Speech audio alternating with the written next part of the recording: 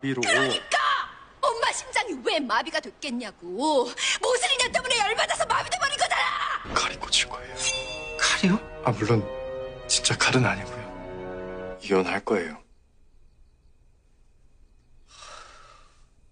죄송합니다.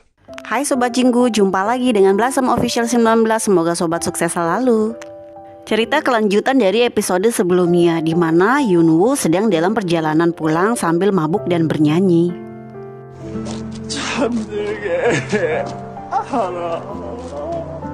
Sedangkan Haein memandangi foto suaminya.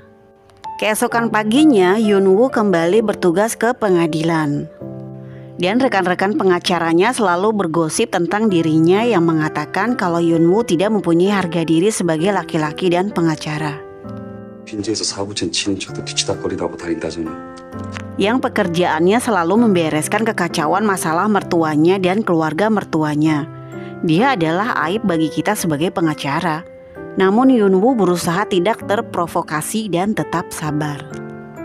Yunwoo mendatangi seorang wanita di penjara. Dia adalah bibinya Haein, adik ayah mertuanya. Dia dipenjara karena tuduhan telah menyerang seorang wanita bernama Solhee, yaitu pacar kakeknya sendiri, yang dia anggap telah merebut posisi ibunya dan menyebabkan ibunya pergi untuk selamanya.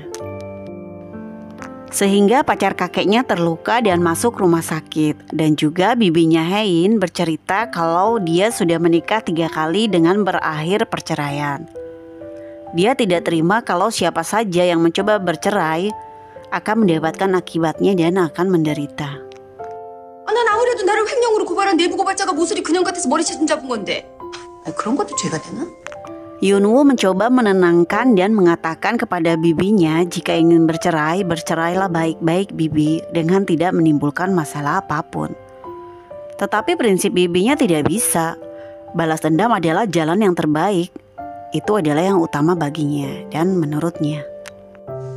내 특장기는 복수라네. 이미 아주 잘 알고 있습니다, 고모님.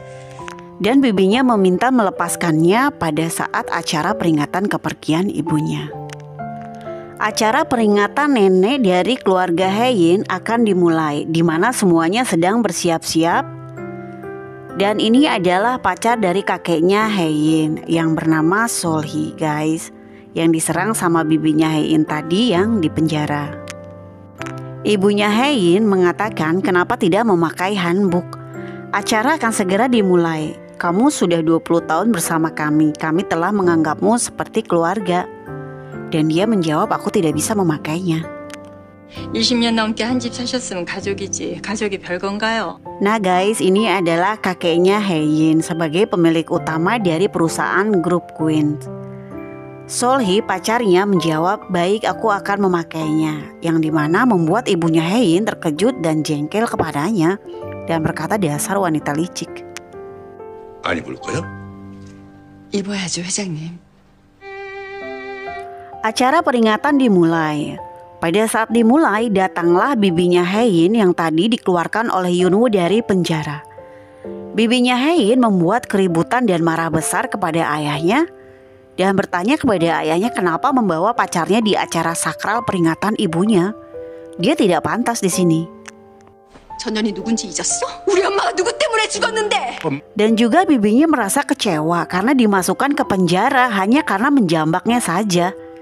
Ayahnya mencoba menjelaskan dan membela pacarnya bahwa bukan salahnya ibumu pergi. Ibumu pergi karena sakit jantung. 남자야, 누나 화병 아니야. Semua keluarga melihat bibinya tidak ada yang berani menyelaknya. Hanya saja Haein dan adiknya mencoba untuk menenangkannya. Bibinya hanya menangis dan pada akhirnya peringatan upacaranya dilanjutkan kembali.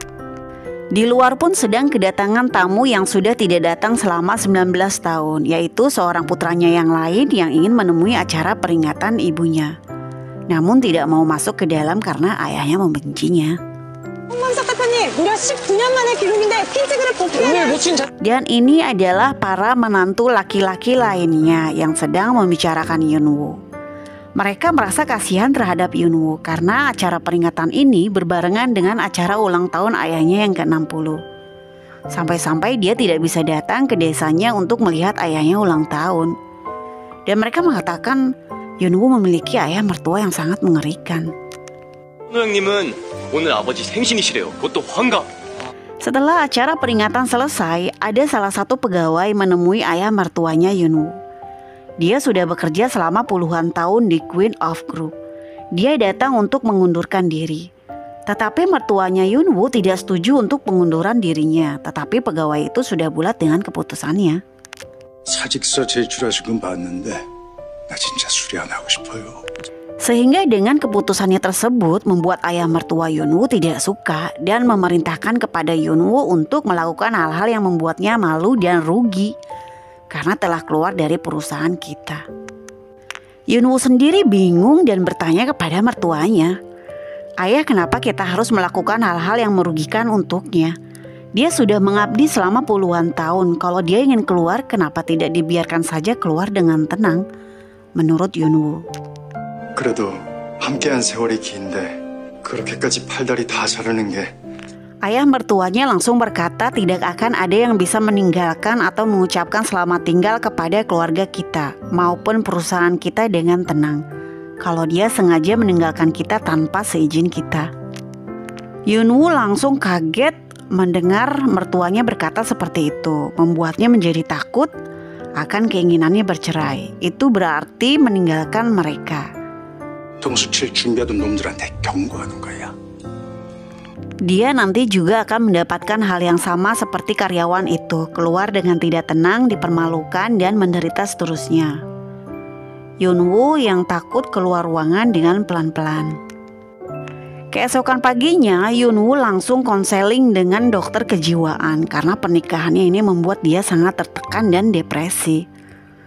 Karena setiap harinya di rumah dan di kantor dia hanya bertemu dengan keluarga istrinya. Sehingga membuat dokternya juga kebingungan dan entah mau bicara apa. 이 보기 드문 대가족이시네요. 다복하달까?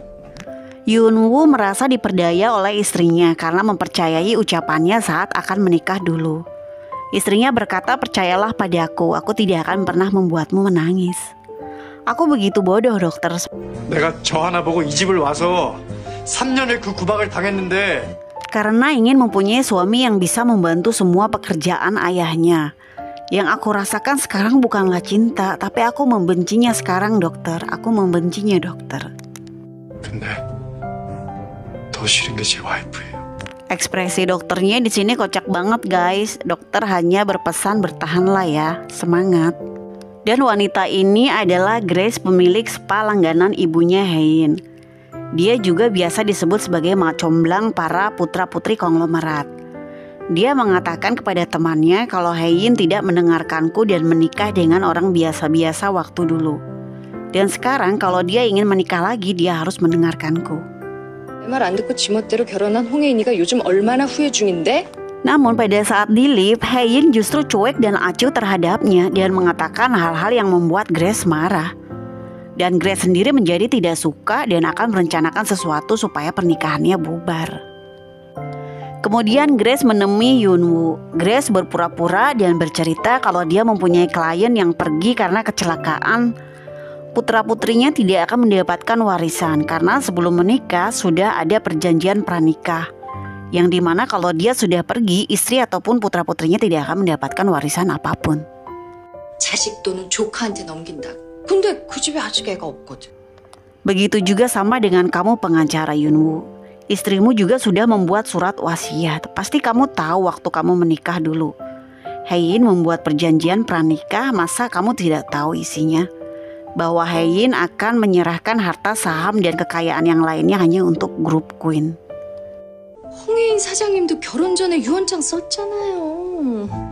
Dan itu semuanya tidak akan jatuh kepadamu kalau kalian bercerai ataupun Hein pergi karena sakit. Perkataan Grace membuat Yunwoo terkejut dan marah. Karena Yunwoo merasa Grace terlalu ikut campur terhadap rumah tangganya. Grace mengatakan lagi kalau Hein hanya ingin memiliki suami yang menjadi tambahan budaknya di daftar keluarga, bukan karena cinta. Saat itulah kamu muncul, kasihan sekali kamu Yunwoo. Grace mencoba memprovokasi Yunwoo, tetapi Yunwoo diam saja, guys. 호적에 올릴 머슴을 찾고 있었다니까.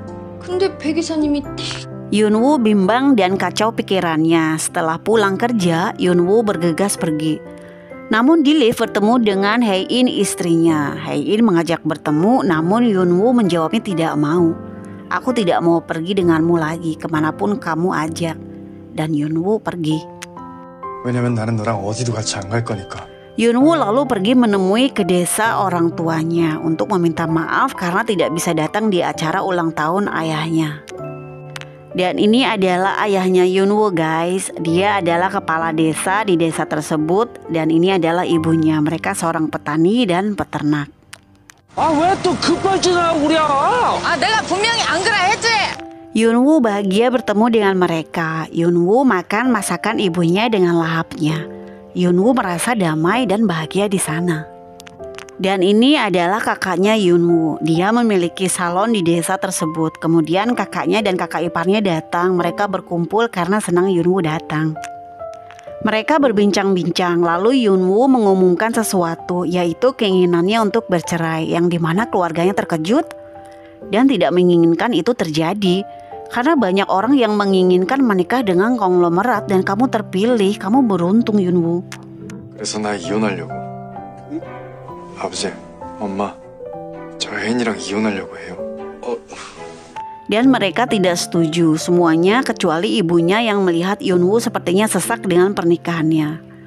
Melihat dan merasakan kesedihan putranya, ibunya berkata apa salahnya dengan perceraian.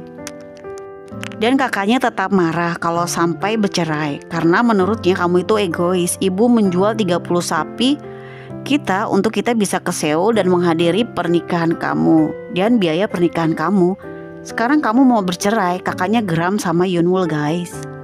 엄마 아빠가 소팔아서 너 서울로 유학 보내느라 난 대학도 못 갔어. Dan Yunwoo juga marah sama kakaknya seperti merasa dimanfaatkan kakaknya. Dan Yunwoo langsung pergi saja meninggalkan kakaknya.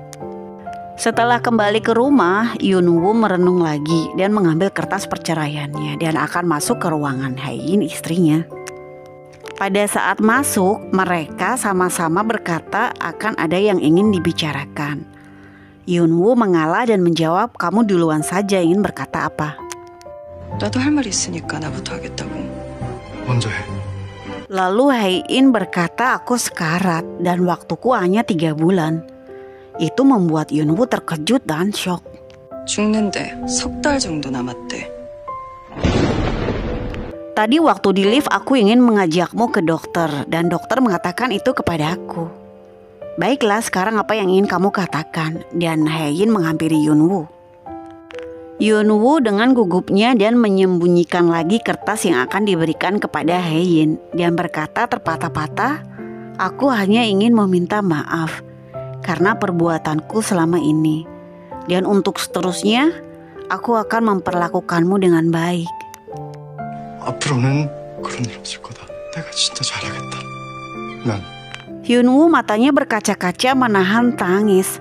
Sikapnya langsung berubah guys mendengar Hae-in umurnya 3 bulan lagi. Dan berkata aku tidak bisa hidup tanpamu. Aku sangat terkejut. 나더러 너 없이 살라고? 나 지금 너무 기가 막혀서. Dan Hae-in sendiri bingung dengan sikapnya Yunwoo. Lalu Yunwoo langsung memeluk Hae-in guys. Nah guys, sekian episode part 2. Ditunggu kelanjutan episode selanjutnya ya. Terima kasih.